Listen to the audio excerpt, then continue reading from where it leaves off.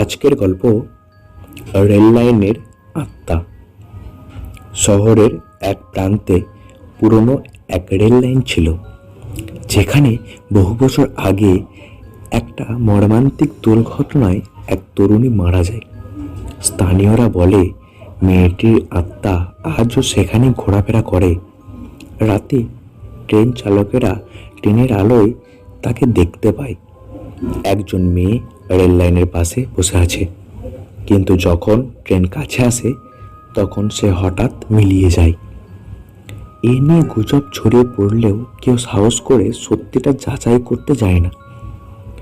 তবে একদিন রতন নামক একজন যুবক, সে ভূতকে বিশ্বাস করতো না। সে ঠিক করলো সে নিজে গিয়ে দেখবে। রাত তখন প্রায় 1টা। রতন হাতে একটি টর্চ লাইট নিয়ে পুরনো রেল লাইনের দিকে হাঁটতে লাগলো।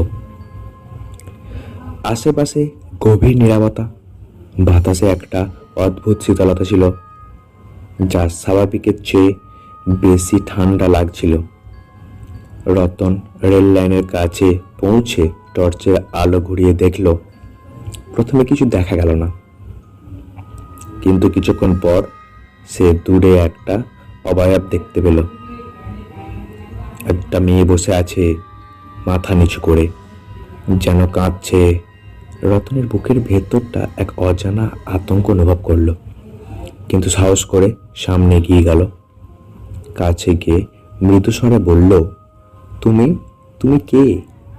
মেয়েটি কোনো উত্তর দিল না, কেবল নরম একটা হাসির শব্দ শুনতে পাচ্ছিল সে। রতন আবারও বলল, শুনছ?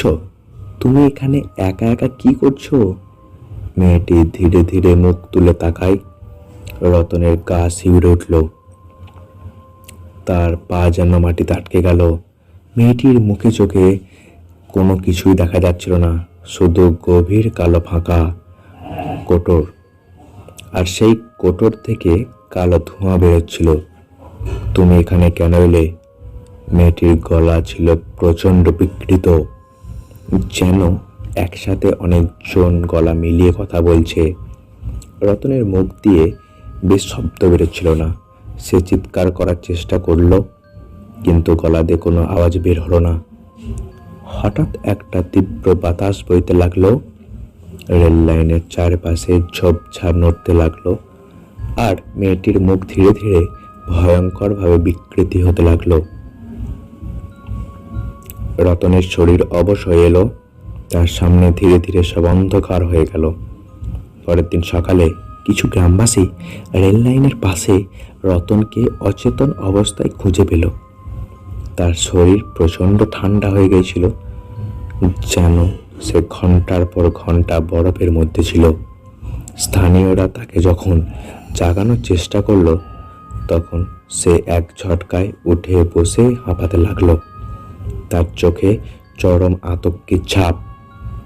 সে কাউকে কিচ্ছু বলেনি, শুধু বলল, আমি ভুল করেছি, আমি আর কখনো রাতের বেলায় রেল লাইনের ধারে থাকবো না। এরপর থেকে রতন আর কখনো রাতের বেলায় একা বার হতো না।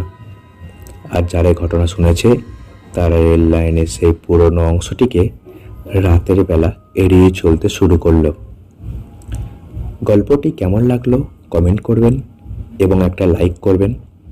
আরও এরকমের নতুন নতুন ভূতের গল্প শুনতে চ্যানেলটিকে সাবস্ক্রাইব করবেন।